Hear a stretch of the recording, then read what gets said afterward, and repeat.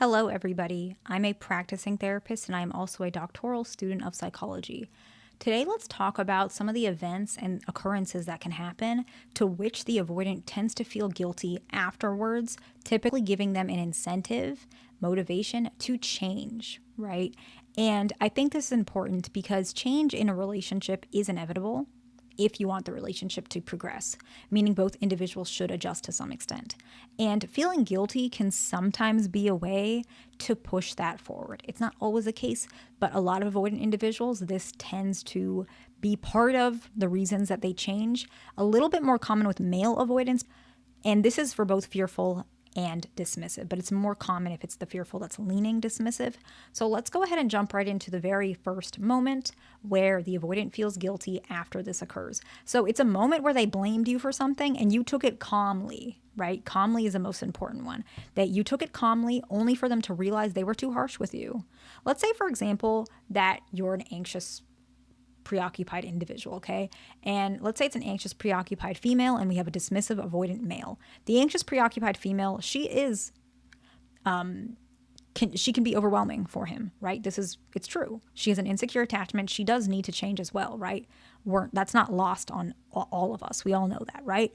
And let's say they had a moment where she kind of freaked out. He didn't answer the phone and she texted him like 3 or 4 times, right? And so, yes, she did something that probably wasn't healthy. However, maybe afterwards he called her, maybe he blew up at her, crashed out, maybe he cursed, not at her, right? But in this example, maybe he cursed and said like, I'm tired, I'm doing this, I'm doing that, and you're texting me and it's frustrating. I wish that you would change. This is all your fault. Our relationship would be fine. I would have no problem even getting married if you would just stop being like this. So now he's angry. He said something that was really harsh, right? And she took it calmly. She said, you're right. I'm sorry about that. I shouldn't have done that. I'm working on it. Thank you for letting me know. And then he's like, oh, I probably didn't need to say it like that for her to get it. Maybe what I could have done is let her know by text, hey, I hear your text messages or I read them, I'm busy. He could have calmed down a little bit. His reaction was a little bit out of proportion. So he blamed it originally, right? He blamed her pretty much entirely.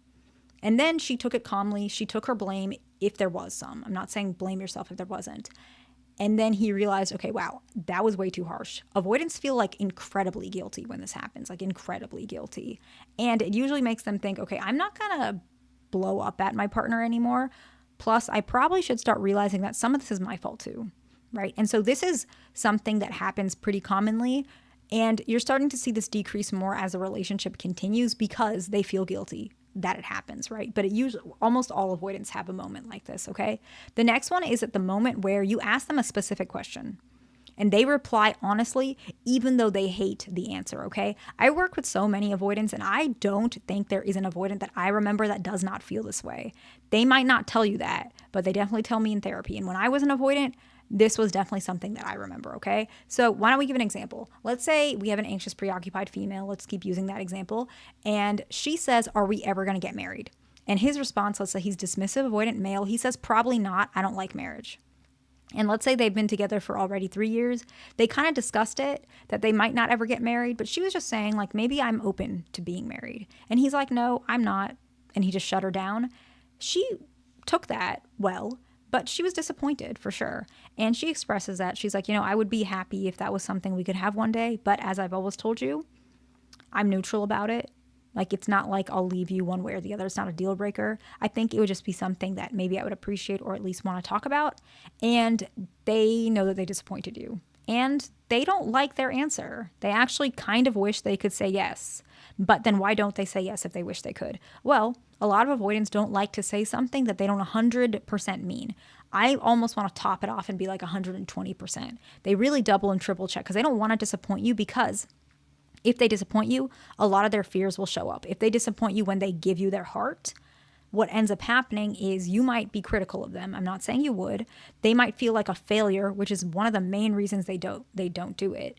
And they might feel like they're not meant for relationships. And then again, they feel like a failure, which is why a lot of them, even though they really want to tell you, yes, I'll marry you, they don't want to walk towards that until they really feel ready. So obviously, if an avoidant says, yes, I'll marry you, a lot of times, especially if they are aware of their attachment issues a little bit, they mean it, right? Some avoidants, if they aren't so aware, they may rush into that because, like I said, they want to make you happy. They feel terribly guilty.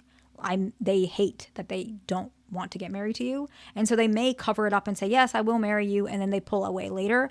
A lot of avoidants, if they understand they have this attachment issue just a little bit, they know they have that problem, which is why they don't want to tell you something preemptively. But they feel really bad about this, which is why what ends up happening is they realize, okay, you took it well, and you want to get married, and I don't know why I don't want to, and I wish I wasn't like this. They're starting to realize, okay, this is an issue I have, because I do want to get married, but I also don't. There's like a wall. And so they realize that it's not fair for you, but also for them. Do you understand that they started to realize it's also not fair for me? Whatever this wall is, which is their avoidant attachment, is stopping me from giving you what you want, which would make me happy, but also gives me what I want because I want you to be happy. I know it sounds strange. And so it gives them an incentive to change, especially when you are disappointed, but not in a critical way. And so it goes in the back of their mind, but it's processing because they heard you. And so they feel really guilty, but not just guilty to the point where they avoid it, guilty to the point where they want to change. They want to give you that. And a lot of times they do, but it takes a while. And a lot of people might leave preemptively without realizing it was downloading in the back of their mind slowly, okay? The next one is when they overreact during a fight where you, not even that they blamed you, they just overreact. Maybe they crash out. Maybe they put their stress on you, external stress, and you remain completely calm. And what they do is that the relationship resumes as normal, and that's when they feel a little guilty because you kind of let it go, even though they know that it hurt you, and you were okay with that. You didn't want to pick on it. You didn't want to talk on it, and you moved on. And the relationship resumes as normal. And what ends up happening is they don't want to say, hey, you know how I yelled at you like 2 days ago because I had a stressful meeting at work? I shouldn't have done that. You deserve better, whatever. Because if they say that, they feel like, oh, you might think, oh, you're right, I break up with you. And they don't want you to break up with them. So they don't say that. What they start doing is they start being more romantic. They start being more caring. And they actually might say something like, I should work on my temper. Or, maybe I work too hard. Maybe I should back up a little bit. Or they might be really over the top and be like, why not you make all my decisions for me, considering I'm so bad at making decisions. They start trying to show you, hey, I am committed to you. I promise. Like, I'm not going anywhere. I made a mistake. That was dumb of me. Please forgive me. Don't leave me. And it's not because that they're needy or desperate. It's genuinely because they love you. Because avoidant individuals, they are not naturally very desperate. Not in a bad way. I'm just saying, like, they don't have that wound where they want to fill it with anybody, right? They're very specific, which means you really, really matter to them. Like, they don't want to lose you. And they know they made a mistake. And so they're showing you, hey, I'm not this uptight type of person. You can make decisions for me, or I do care about you, or why don't we go on that date you've always wanted? They're starting to show you, hey, I can change. I want to prove it to you. And they stick to it, okay? And the very last one is probably one of the most painful things that an avoidant can see in a relationship. And it's not your fault, but it's like if they did something that they failed at, maybe they did yell at you, or maybe they rejected you and then you cry, or you get, if it's or some men don't like to cry, which I can respect.